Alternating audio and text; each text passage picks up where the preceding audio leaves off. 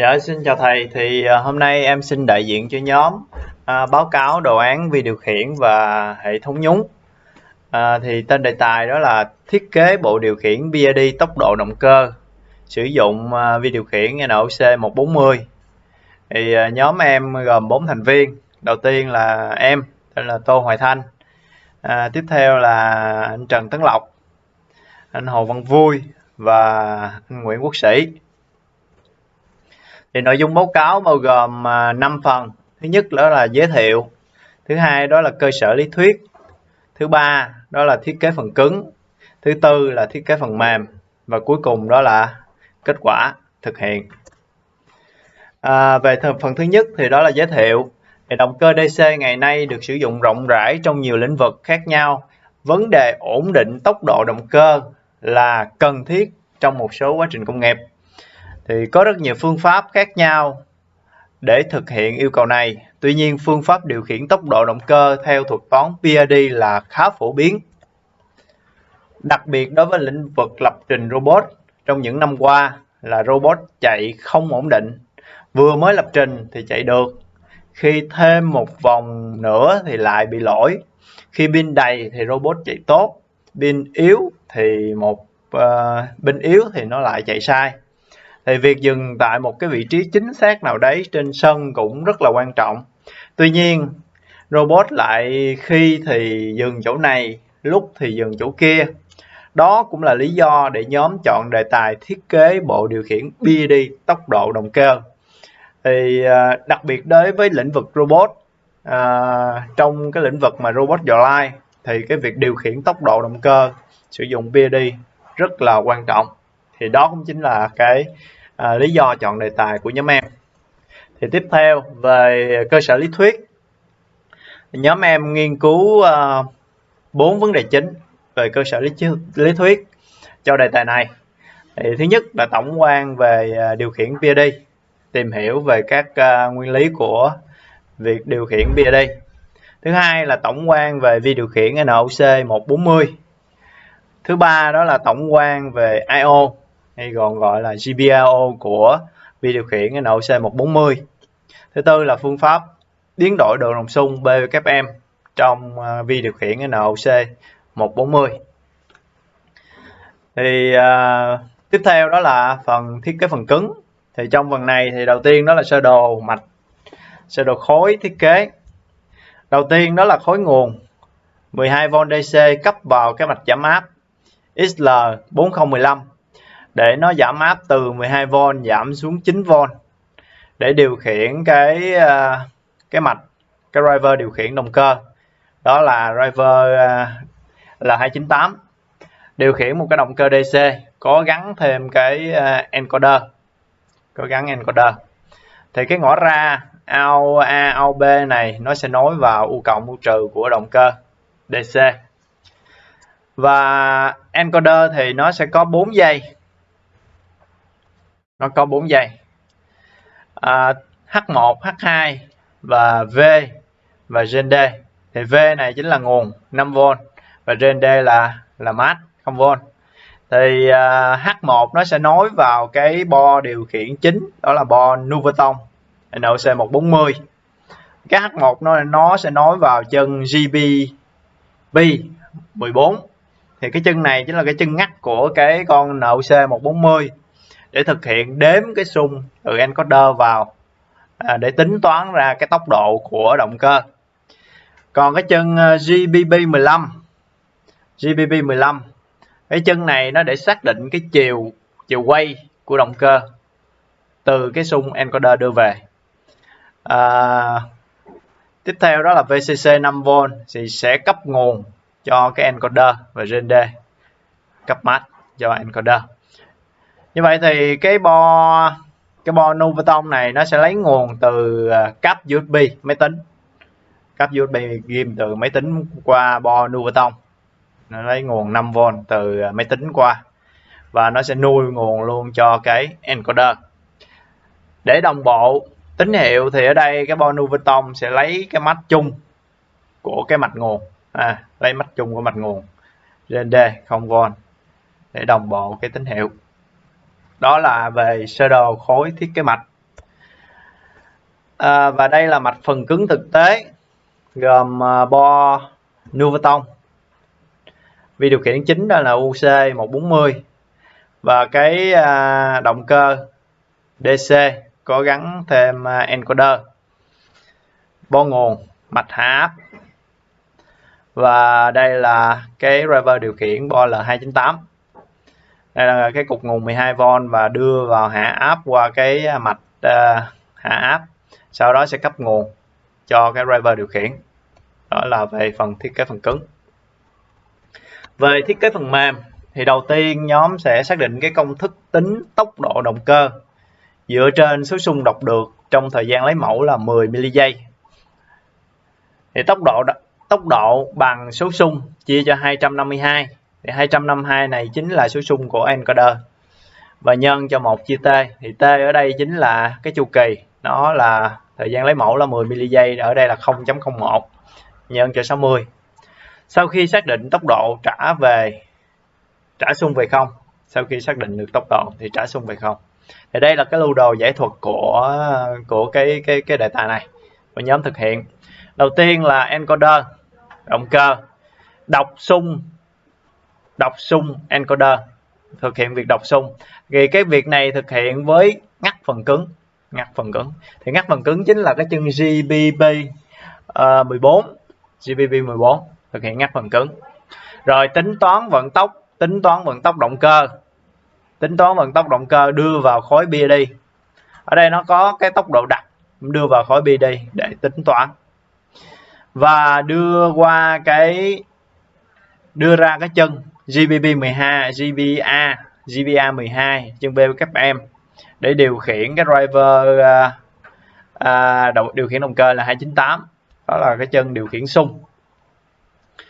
Rồi cái chỗ BD này nó sẽ so sánh với tốc độ đặc. So sánh với tốc độ đặc để nó xác định được cái chiều quay của động cơ, đó là quay thuận hay quay ngược. Ở đây đó là sử dụng hai chân, đó là GPC12 và GPC13. Nếu mà GPC12 thì nó là off, GPC13 nó là on, thì nó chạy theo cái ngược chiều kim đồng hồ, và ngược lại thì nó sẽ chạy cùng chiều kim đồng hồ. Thì nó nối vào cái driver là 298 này vào chân in 1 và in 2. Đó. Còn cái chân này là cái chỗ BWM GPA 12 này, nó sẽ nối vào chân enable. Thì toàn bộ cái khối này thì nó sẽ xử lý trong cái hàm của hệ điều hành nhúng LS. Thời gian thực hiện là mỗi 10 ms, tức là chu kỳ lấy mẫu 10 ms. Thì tất cả chương trình đều thực hiện trong hàm main và vòng lặp Y. Thì màn hình nó thực hiện như sau. Màn hình LCD hiển thị xung đọc từ encoder, đọc tốc độ hiện tại và tốc độ đặc. Thì cái đó là nhiệm vụ của màn hình LCD. Về đọc bàn phím thì phím 1 reset số xung về 0, phím 2 là đặt giá trị tốc độ tăng cộng 10. Tức là nhấn phím 2 thì giá trị đặc của tốc độ đó nó sẽ tăng lên 10 lần. Và tương tự nhấn phím 3 thì nó sẽ giảm 10 lần, tức là giá trị đặc của tốc độ. Bên cạnh đó thì có cái phím 5 thì chúng ta sẽ chia nhỏ ra, tức là mỗi lần nhấn thì nó sẽ tăng lên 1 đơn vị thôi. Phím 6 thì nó giảm 1 đơn vị. Và cuối cùng đó là cái phím 4, đó là xác nhận giá trị đặc tốc độ vào điều khiển. Tức là chúng ta nhấn phím 4 xong thì cái giá trị đặc nó sẽ nhập vào cái hệ thống điều khiển và sẽ xác nhận cho cái mạch điều khiển nó chạy đúng với cái giá trị đặc. Rồi sẽ có những cái chương trình chính trong cái đề tài này. Thì đầu tiên đó là chương trình đọc xung từ encoder. Đó là đọc tín hiệu encoder từ chân GBP14, đó là sử dụng ngắt ngoài. Và chân GBP15 xác định chiều quay của động cơ, thì nó có thể xác định chiều thuận hoặc chiều ngược. Thứ hai đó là chương trình điều khiển trong hệ điều hành nhúng LS, đó là tính toán tốc độ động cơ từ xung encoder. Thứ hai đó là tính toán thực toán BD. Thứ ba đó là so sánh vị trí đặc và tốc độ hiện tại để điều chỉnh tốc độ chạy đến giá trị đặc. Thứ tư là chương trình khai báo BWM để điều khiển vị trí của động cơ và đạt tốc độ đặc. Cuối cùng đó là chương trình quét phím để kiểm tra phím nhập. phục vụ cho việc tăng giảm giá trị đặt tốc độ. Thì đó là những cái chương trình chính, và sẽ có những cái khai báo biến trong main hoặc là những cái chương trình phục vụ để cho cái toàn bộ cái hệ thống hoạt động trong vòng while. Và kết quả thực hiện thì qua quá trình nghiên cứu thiết kế bộ điều khiển BID tốc độ động cơ, nhóm có những nhận xét như sau: đã hoàn thành mục tiêu đặt ra là điều khiển được BID tốc độ động cơ đúng theo yêu cầu, đặt tốc độ và độ đáp ứng của tốc độ đạt yêu cầu. Ưu điểm: độ chính xác cao, tốc độ đáp ứng nhanh. Nhược điểm là việc tính toán các thông số khá phức tạp. Thì đây là một cái video clip demo của cái đề tài. Đầu tiên là giá trị đặt là 80. Giá trị đặt là tốc độ là 80. Thì đây là toàn bộ hệ thống, gồm mạch L298 rồi bo nút bê tông. Ở đây 80 thì bây giờ là giảm xuống mỗi lần nhấn phím 5, phím 3 giảm xuống mỗi lần 10 lần, và nhấn phím 4 xác nhận. Đấy, thì chúng ta thấy là cái tốc độ nó sẽ giảm xuống theo cái tốc độ đặt. Ở đây nó nhảy liên tục.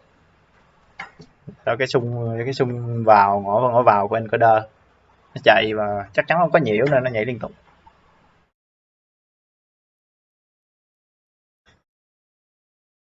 Tiếp tục giảm xuống, mỗi lần giảm 10 lần. Xác nhận 20. Này, thì tốc độ nó sẽ giảm xuống 20.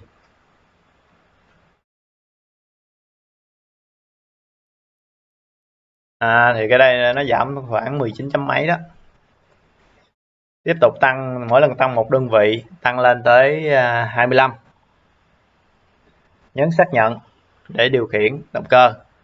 Thì chúng ta thấy nó có nhảy là 19 lên 23, nhưng mà nó không mấy gì ổn định lắm. Thì này chắc có lẽ là do dây truyền tín hiệu nó còn nhiễu.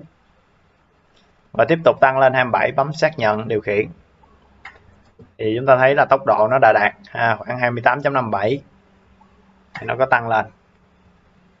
Ở đây chúng ta quan sát cái động cơ nó đang quay ngược chiều kim đồng hồ, và giá trị đặt là giá trị dương. Bây giờ giảm giá trị xuống mức âm luôn, đang là trừ 23, trừ 24, 25, và chúng ta tăng lên là chúng ta đang giảm âm sâu xuống 30. Bấm xác nhận điều khiển. Thì lúc này nó sẽ xác định là quay ngược chiều, quay ngược lại, và đạt tốc độ là đấy, thấy là đang quay cùng chiều kim đồng hồ. Nãy nó là quay ngược chiều kim đồng hồ, bây giờ là quay cùng chiều kim đồng hồ. Thì giá trị nó sẽ nhảy khoảng 28.57 rồi 30. Cái số này nó nhảy rất là liên tục. Đây nếu mà chúng ta vẽ trên biểu đồ thì có lẽ là chúng ta dễ quan sát hơn. Cái số này nó nhảy khá liên tục.